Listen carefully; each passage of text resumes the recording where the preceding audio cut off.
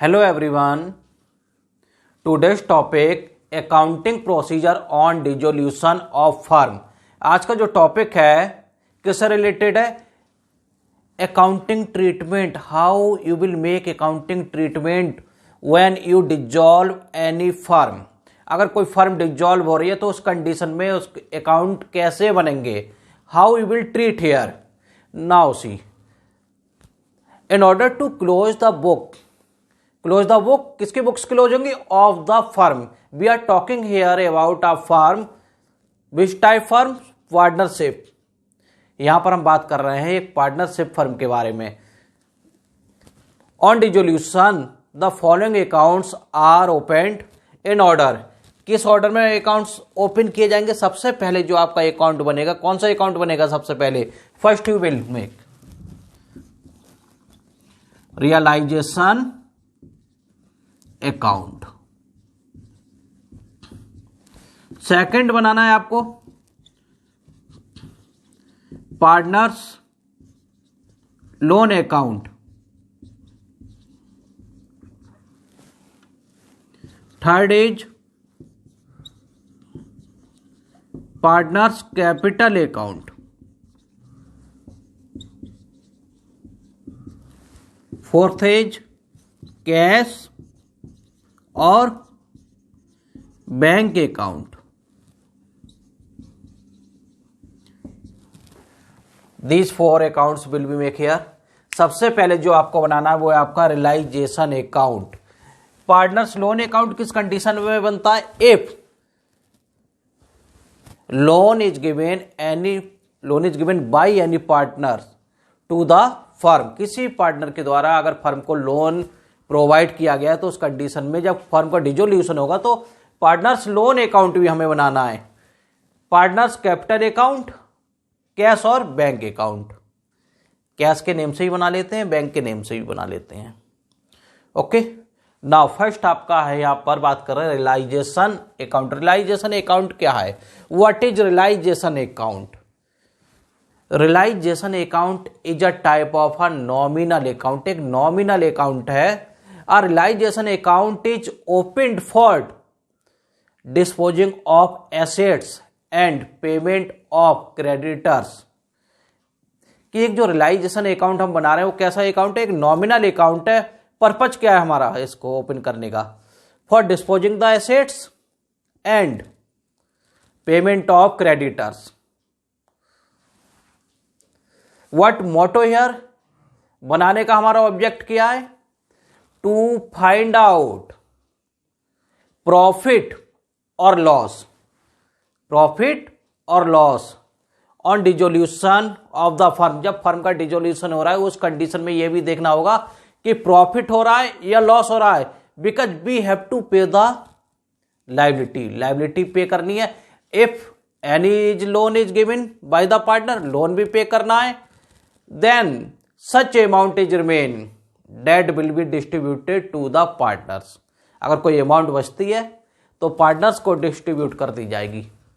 Okay, now next, अब यहां पर अकाउंटिंग किस किस के लिए करनी है हमें?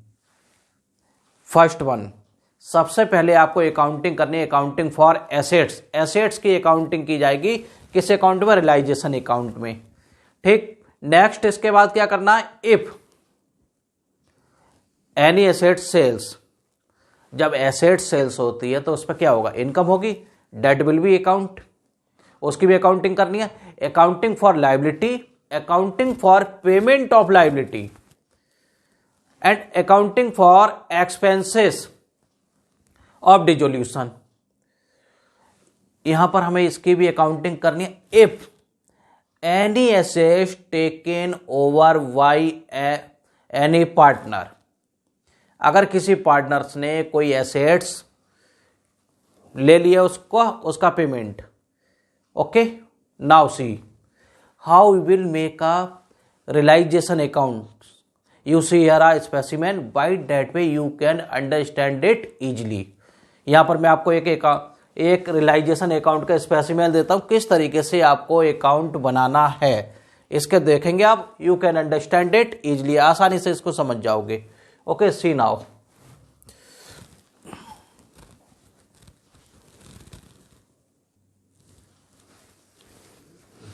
Now see this realisation account किस तरीके से बनाना है आपको, पर्टिकुलर्स अमाउंट शेयर।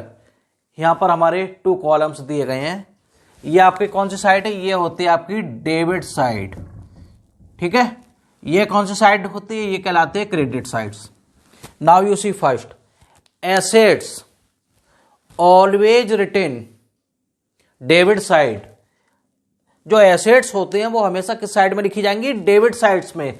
कौन कौन सी एसेट्स है आपकी, land and buildings account, plant and machinery accounts, furniture and fittings accounts, bills receivable accounts, sundry debtors account.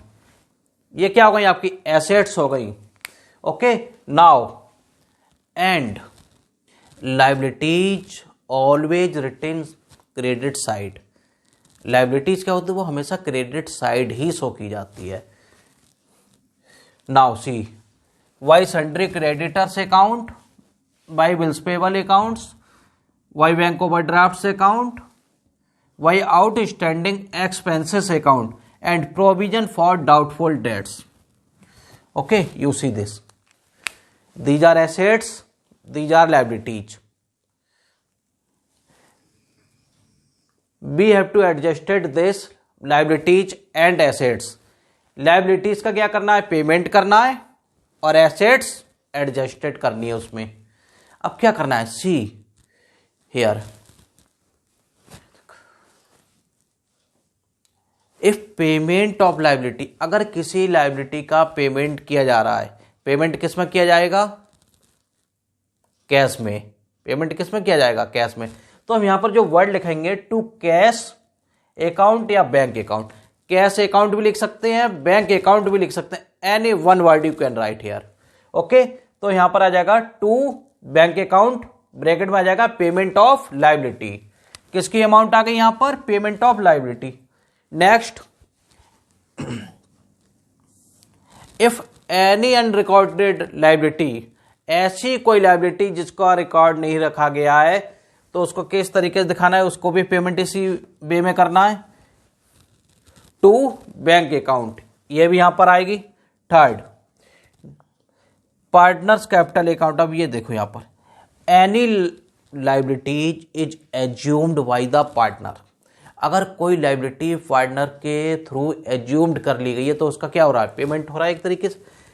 किस साइड में आएगी, इस साइड में। किस में जाएगी, पार्टनर्स कैपिटल अकाउंट में। ओके, नाउ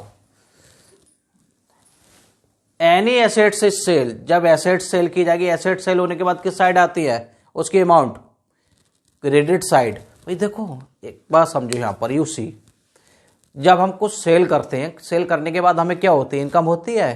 तो income always credit, income always credit and expenses always debit.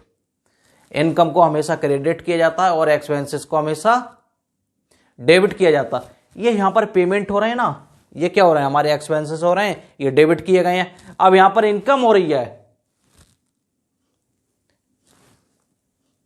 क्या लिखेंगे, बाई बैंक अकाउंट या कैश अकाउंट। किसकी अमाउंट है, ब्रैकेट में लिख दिया हमने, sale of assets, asset sales की, उसकी अमाउंट है।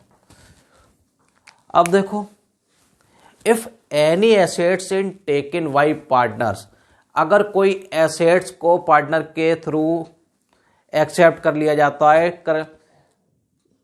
तो उसका एंट्री कैसे करनी है आपको, बाई पार्टनर्स कैपिटल अकाउंट।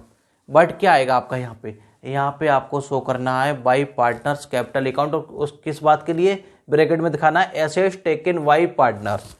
क्यों दिखा रहे हैं हम यहाँ पर इस तरीके से, because assets is taken by partner. Assets किसने लिए है, पार्टनर ने लिए, तो पार्टनर का नेम आएगा यहाँ पर, ए बी सी जो भी नेम होगा उसका आ जाएगा। एज कैपिटल अकाउंट, बीच कैपिटल अकाउंट, या seize capital account, P capital account, Q capital से अकाउंट, ओके, या आर्स कैपिटल अकाउंट, इस तरीके से। Understood. Now see next, if this is credit side, this is debit side. If debit side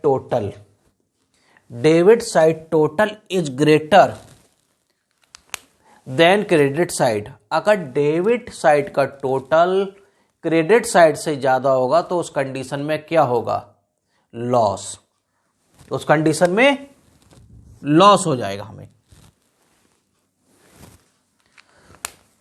for example you can understand it, you purchase anything for ₹10, 10 rupees का मान लो एक pen purchase किया और आपने cell कितने में किया, कितने में सेल हुआ, 8 रुपीज में सेल कर दिया, तो यहां पे लॉस हुआ नहीं हुआ।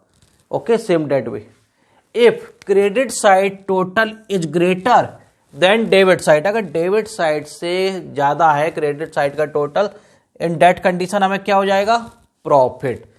और जो प्रॉफिट होगा या लॉस होगा, that will be divided in the ratio, जो रेशो कौन सा रेशो दिया गया होगा, प्रॉफिट शेयरिंग रेशो, उसमें डिवाइड कर देंगे। क्योंकि जो लॉस होगा एक पार्टनर के लिए नहीं होगा, अगर 3 पार्टनर है तो 3 पार्टनर्स में डिवाइड हो जाएगा, प्रॉफिट होगा 3 पार्टनर है तो 3 पार्टनर्स में डिवाइड हो जाएगा।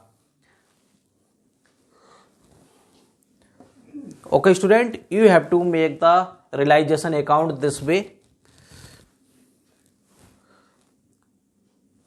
Okay, thank you, have a nice day.